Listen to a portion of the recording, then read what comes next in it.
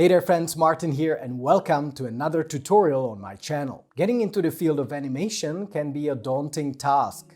I know, I tried to get into it several times and always failed miserably, but it doesn't really have to be that difficult. You don't really have to go that path of first trying to rig your characters, then learning about IK, FK, and then possibly one day animating a character. Instead, you can start with something fairly simple, something that will even make you fall in love with animation instead of making you hate it. So in today's example, we'll be animating a cloak flapping in the wind. Because all characters are much cooler when they have a cloak. A cool tool that I love inside of Blender is called Grease Pencil, something that will allow you to paint 2D strokes in 3D space, which sounds much more difficult than it really is. And in this tutorial I will show you how to animate a cloak frame by frame.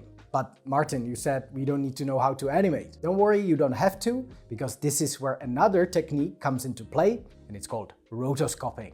It's not exactly like animating everything by hand, it's more like tracing something that already exists and moves inside of your scene. So I hope you're excited, and let's get started. In my Blender scene, I have this animated character, and he's imported from iClone with all the accessories and armors that I made added in Blender. On his back, I added a simple plane in the shape of a cloak. I painted a weight map, making it red around the area where the plane connects to the armor. This weight map I called a pin. Next, I selected the cloak, shift selected the armature, switched to pose mode and parented the cloak to the spine bone with Ctrl P. That way it will always move with the character. Finally, I applied a cloth simulation to the mesh, leaving it at default settings. But on its own, if I press play, the cloak just falls below the ground. But with the pin weight map that we painted, the cloak stays attached at the top. And since it's parented to the armature, it still moves with the character. That's how I make my 3D simulated cloth assets in Blender, also often adding a wind force field to make them flap around. Just aim the wind in the desired direction and then don't be afraid to make it very strong, like 3000 or more. And also, you will encounter that your cloak will suddenly stop animating at some point. That you can fix in this menu over here, increasing the number of frames, and also it's a good practice to include some negative frames so that the simulation has some time to develop at the beginning and then just hit bake. When you're happy with your animated cloak reference, let's start tracing it to turn it into the stylized grease pencil animation that we're after.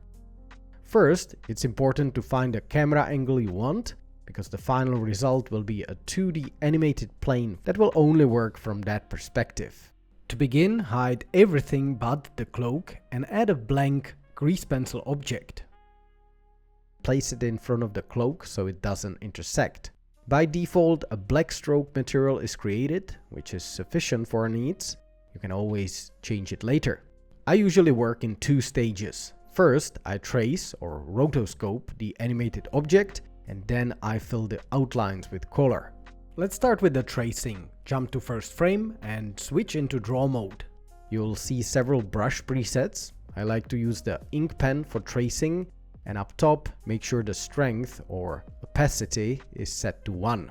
Now insert a keyframe with I and this option onto this frame. A useful shortcut is F to change the brush size very quickly. And anytime you want to delete your strokes, this is very similar to editing a mesh. You just go to edit mode, select what you want and delete it. But in the draw mode, you can also use the eraser. By the way, fairly recently I released a new teaser for my project Heroes of Bronze. So if you're interested, definitely head over to the link in the description and put a comment under the video, because all the comments and likes and shares really help the project to spread. Thank you so much. Before you get tracing, make sure that you're in the origin mode so that you don't draw on the surface of the cloak, rather on a flat surface in space. And now let's get to it. Carefully draw around the edges of your animated cloak. A drawing tablet helps a lot, of course, but even with a mouse you can use the smoothing and stabilize stroke options, which add a slight lag and make strokes smoother by reducing jitter of the mouse. Once you're done with frame 1, move forward 2 frames. For a stylized animation feel, I like to animate on 2s, meaning every second frame. Don't forget to press I again to add a new keyframe before drawing, otherwise you'll still draw on the previous one. And now just repeat this process. It's not difficult, just time consuming, but for me it's a relaxing way to draw while listening to music or podcast. Quick tip, if you don't want to press I every time you change your keyframe, just enable auto keyframing. This will insert a new keyframe automatically whenever you move to a new frame and start drawing there. Sometimes your lines won't be perfect, but you can correct it by going to edit mode and then using the proportional editing, just edit the stroke. After tracing enough frames, congratulations, you have your animation. At this point though, you only have its outlines, so let's add color. Go to the Layers tab and all your trace strokes are here on this layer. Rename it to Outline. Now add a new one, place it underneath and call it Fill. Then create a new material called Blue. Disable Stroke and enable Fill here, making it blue. With this setup, you can use the Fill tool and double-click inside of the stroke to fill it. Then just go through your keyframes one by one and fill them all. Sometimes what you'll find is that the fill doesn't work because of gaps in the outlines. Blender then doesn't know what area exactly to fill. 2 fixes for that. If you single click instead of double click, you'll enter a visual aid mode. See these little blue handles? They are there to connect your lines for the fill to be able to work. And you can control their length by using the mouse wheel. Make sure they fill the gap. Then you just click again and it fills it. The other option is to enter the edit mode of the grease pencil stroke and on the problematic frame, manually close the strokes as if you were editing vertices of a mesh. And then the fill operation will work. When you're done with the filling operation, you can leave the outline as is, or you can deactivate it here, and then just push this animated plane behind your character.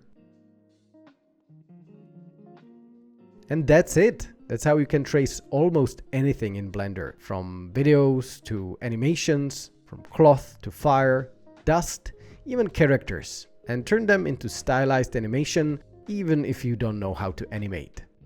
So I hope you enjoyed this one, and until next time, stay creative my friends. Martin out.